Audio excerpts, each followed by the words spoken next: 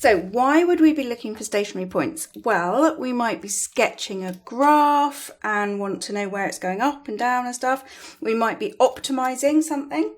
We might have like a profit function and we want to find out when the profit is highest, or we might have volume and we might want to maximize or minimize volume. So optimization problems, all sorts of things about understanding the function, basically, understanding where things are as big or as small as possible, maximums and minimums. Obviously, that's an important thing to do. It's just it's interesting. It's interesting. And also, it's fun because we get to differentiate. So here are some stationary and non-stationary points that we might be interested in. A maximum, a minimum, and then what's called a point of inflection. I don't know why I put a dot on that I, it's all in capitals, inflection. Now, an inflection point may or may not be a stationary point. You can have inflection points that are stationary and you can have inflection points that aren't stationary. So the definition of stationary points is that the gradient is naught. So the gradient of the tangent. So at a maximum point, the gradient of the tangent is 0. The tangent just goes straight across. It's where the function stops increasing and starts decreasing. And at that point, at that exact point, the gradient of the tangent will be naught, and that is the definition of a stationary point. Same thing for a minimum. The function's going down, down, down, down, down, stop, up, up, up, up, up. So it stops decreasing and starts increasing. And at that point, the gradient of the tangent must hit 0. So that is a stationary point. Now, an inflection point, you could have the gradient of the tangent 0. It goes up, up, up, up, up, stop, up, up, up, up, up. That's an inflection point. Or down, down, down, down, down, stop, down, down, down. Now, if it does do that, if it does temporarily, just for a second, stop, or like a point, and then off it goes again, then you would have dy by dx is naught, and it would be a stationary point. But you don't have to have that for an inflection point. An inflection point is where the function changes from concave to convex, or vice versa. Okay, that's what one is. And what's special about them is that the tangent, instead of the tangent touching at the curve, which is what normally happens, a tangent just touches the curve, it actually slices through at that point. So how can we tell whether or not something is an inflection point? Well, concave, that's where the second derivative is negative. Convex is where the second derivative is positive.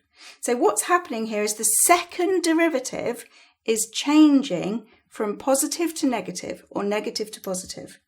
So if the second derivative is changing sign, d squared y by dx squared changes sign, goes from negative to positive or positive to negative, then at the point where it changes sign, it must be 0.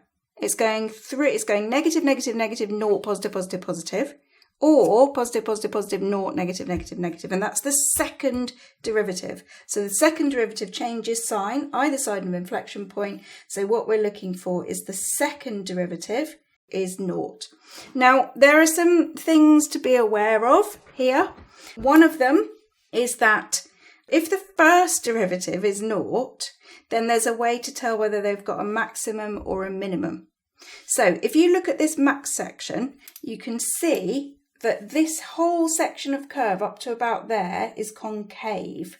So if you've done the video on concave and convex, you'll know that that bit's concave because it's all under here. But then this bit isn't. This bit must be convex. Then it goes concave again from about there to the inflection point. That's concave because the lines are all underneath like a cave. And then it goes convex again. So I've actually got an inflection point here where it changes from concave to convex. I've got an inflection point there where it changes from convex to concave. And I've got an inflection point here where it changes from concave to convex. But these look like they're not stationary points. So how do we tell the difference, for example, between these two? First derivative is naught. Does that mean I've got a maximum or a minimum? I don't know. I might even have an inflection point. I basically have no idea. What I need is the second derivative. Now, maximum point. A maximum point is in a concave region of the graph. So therefore, the second derivative must be negative. And minimum is in a convex region of the graph. So the second derivative must be positive, the opposite of what's happening when it's concave. At an inflection point, what we need is not only that the second derivative is naught, so it's changing from convex to concave or vice versa, we also need the third derivative to not be naught. That's what we need to check. Great, so these are the checks. Check number 1, check number 2. 1, 2, 1, 2. And that's going to allow us to see what's going on. Okay, we have an equation, x to the 4. This graph, well, x to the 4 looks like goes up like that and like that. And then it could, all sorts of stuff could happen in the middle. You could have a couple of turning points like this. Or maybe it just goes, flattens off and then off it goes again. Or, for example, it could come down and have an inflection and then go down and then have another. There's all sorts of things that could happen. Well, not loads, but like a few. According to this, there's only one stationary point. So it's not like that or like that. It's like this. So we know a stationary point is where the derivative is naught. So that's the first thing, is to the key idea. Let's do the key idea in green since it's a key idea. At the stationary point, the gradient of the tangent is naught, and this is the key idea that we need to use when we're reading this information about this particular function. So we know that if I put this derivative equal to naught, here's dy by dx. If I make that naught, so I'm saying to the algebra, where does this function have a tangent with no gradient, just going flat across? That's got one solution, okay? One solution. Not more than one, okay? How can I use that information? Well, I can see one solution straight away. X is naught, look. Pull out the common factor of x. And there it is. There's the solution. The solution is x equals 0. That must be the stationary point. When x is 0, dy by dx is 0. But we know that there's only one solution to this equation. If this has only got one solution, well then this must have no solutions. Okay, so a quadratic with no solutions.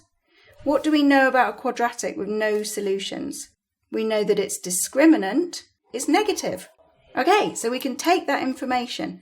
This thing here, this quadratic, has no solutions, definitely. Therefore, it has a negative discriminant.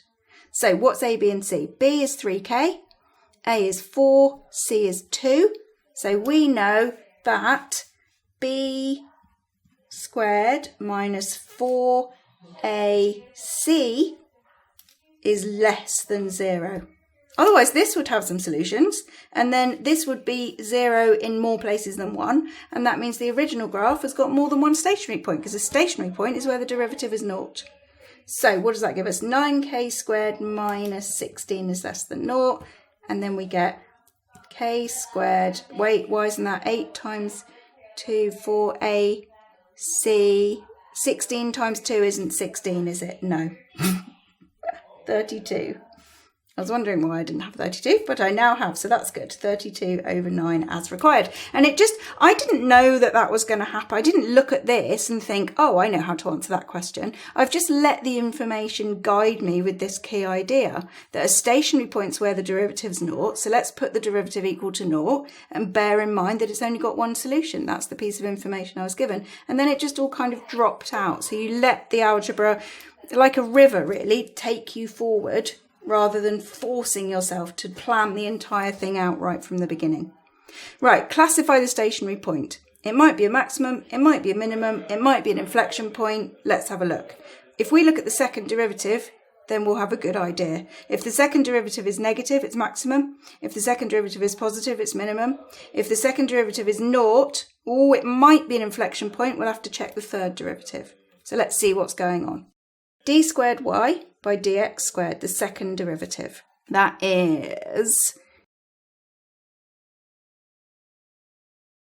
Okay, what we need to do is find out what this is doing at the point that we know is a stationary point. So the x is 0. So at x is 0, we know dy by dx is naught. We already know that. What is d squared y by dx squared?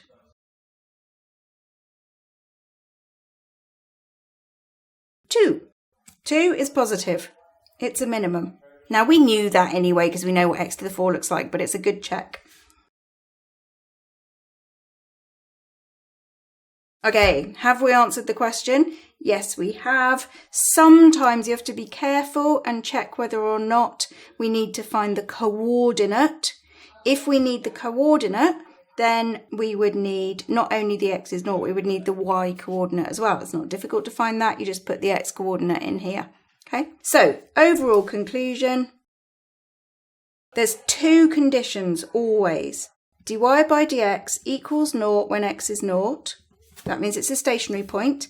And d squared y by dx squared is positive when x is naught. So this is a convex part of the curve, which means we're looking at a minimum.